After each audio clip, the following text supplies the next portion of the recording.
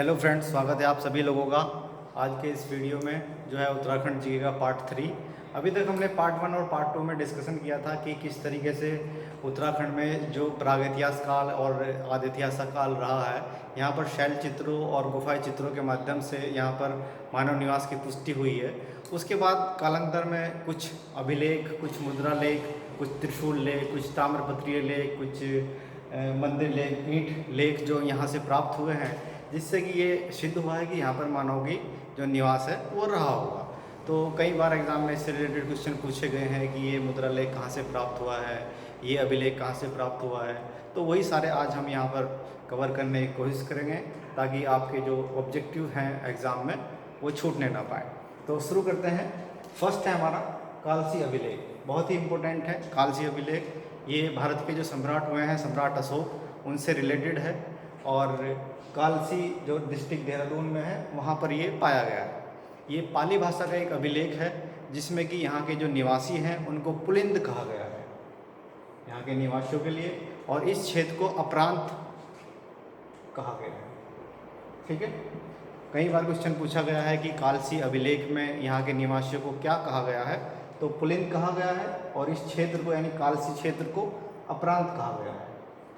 हमने पिछले वीडियो में बात की थी कि जो पाली भाषा के या बौद्ध साहित्य हैं उसमें उत्तराखंड को क्या कहा गया है, तो उत्तराखंड के लिए वहाँ हिमवंत यूज़ किया गया था शब्द, आपको याद होगा हिमवंत शब्द यूज़ किया था उत्तराखंड के लिए। और यहाँ हम बात कर रहे हैं कालसी अभिलेख की, तो कालसी जो क्षेत्र है उस क्षेत्र को यहाँ पर अपरांत कहा गया है और यहाँ के जो निवासी हैं उनको पुलिंद कहा गया है।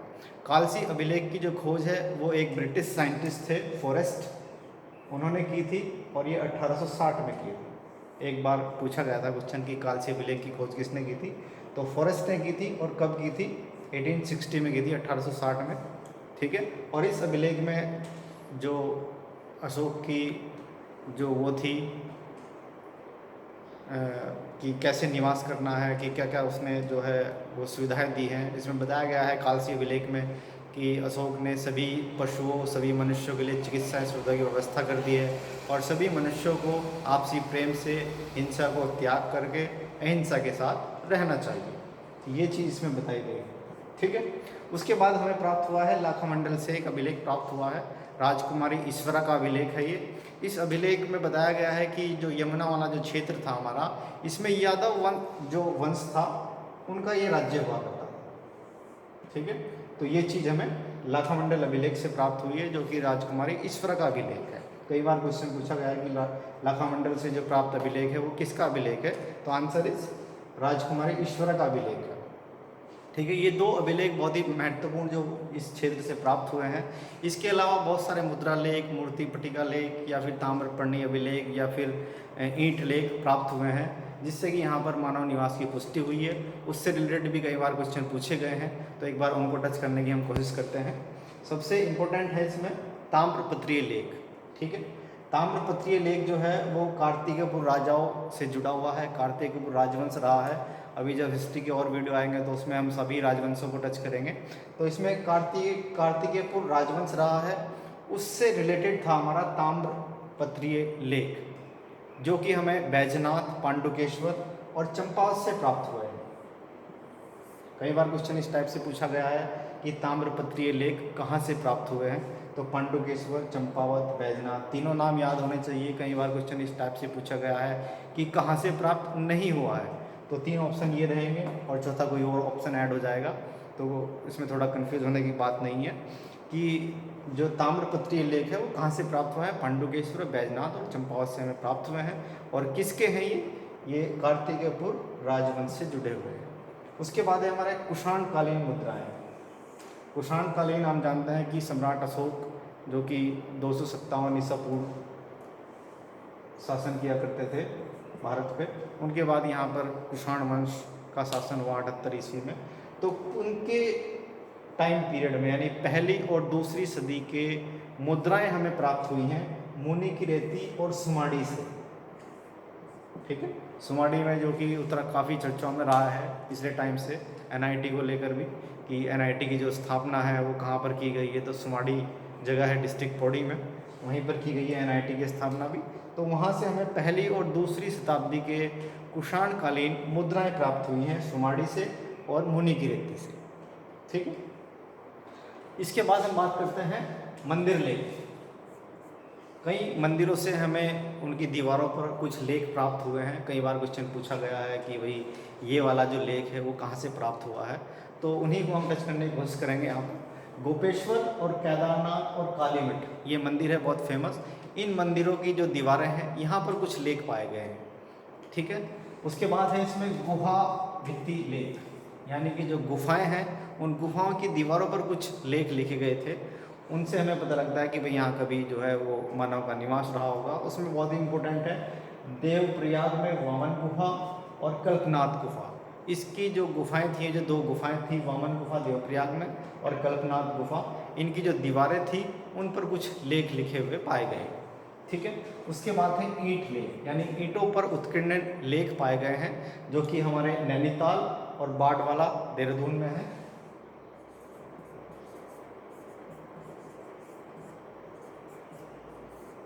ठीक है, तो ईंटों पर जो उत्कीर्ण लेख है वो कहाँ से पाए गए हैं? नैनीताल और बाड़वाला देहरादून से।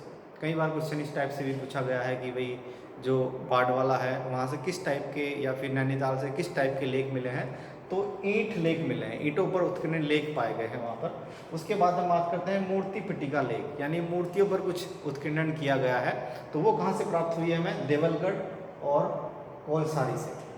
ठीक है, देवलगढ़ यहाँ पर एक देवी का मंदिर भी है जो कि डिस्ट्रिक्ट पौड़ी के अंदर में आता है। तो वहाँ पर मूर्ति पे कुछ अभिलेख लिखा हुआ था, कुछ लिखा हुआ था मूर्ति में, तो उसको कहा गया है मूर्ति पिटिका लेख। ठीक है, उसके बाद हम बात करते हैं त्रिशूल लेख। तो त्रिशूल लेख हमें प्राप्त हुए हैं गोपेश्वर और वाड़ाहाट से। ठीक है, अब ये जो त्रिशूल लेख प्राप्त हुए हैं हमें गोपेश्वर से, यहाँ पर 2 राजाओं का वर्णन मिलता है। एक है हमारे नागपति नाग 6ठी शताब्दी में, और एक 12वीं शताब्दी में अशोक चल जो कि नेपाल के राजा हुआ करते हैं, जिन्होंने आक्रमण करके यहाँ अधिकार कर लिया था, उनके बारे में त्रिशूल लेख से जानकारी मिलती है। ठीक है, एक बार हम वीडियो को रिपीट कर लेते हैं। कालसी अभिलेख हमारा डिस्ट्रिक्ट देहरादून में आता है, जो कि यमुना और टोंस नदी के संगम पर बना हुआ है। पाली भाषा का अभिलेख है, जिसमें यहाँ के जो निवासी हैं उनको पुलिन कहा गया है, और यहाँ का जो क्षेत्र है उसको अपरांत कहा गया है। ठीक है, और इसकी खोज फॉरेस्ट ने की थी 1860 में। उसके बाद लाखामंडल है हमारा। ठीक है, लाखामंडल राजकुमारी ईश्वरा का अभिलेख है, जिसमें यमुना क्षेत्र में यादव वंश के जो शासक थे उनका राज्य दिखाया गया है। इसके बाद हमारे ताम्रपत्रीय लेख हैं जो कि कार्तिकेयपुर राजवंश से जुड़े थे, जो कि पांडुकेश्वर, चंपावत और बैजनाथ से प्राप्त हुए हैं। उसके बाद कुषाणकालीन मुद्राएं हैं जो कि सुमाड़ी और मुनिकीरेती से प्राप्त हुई हैं। ठीक है, उसके बाद हमारा मंदिर लेख है। कुछ मंदिरों से जो दीवारें थी उन पर कुछ लेख उत्कीर्णन किए गए थे, उसमें गोपेश्वर, केदारनाथ और कालीमठ बहुत ही महत्वपूर्ण है।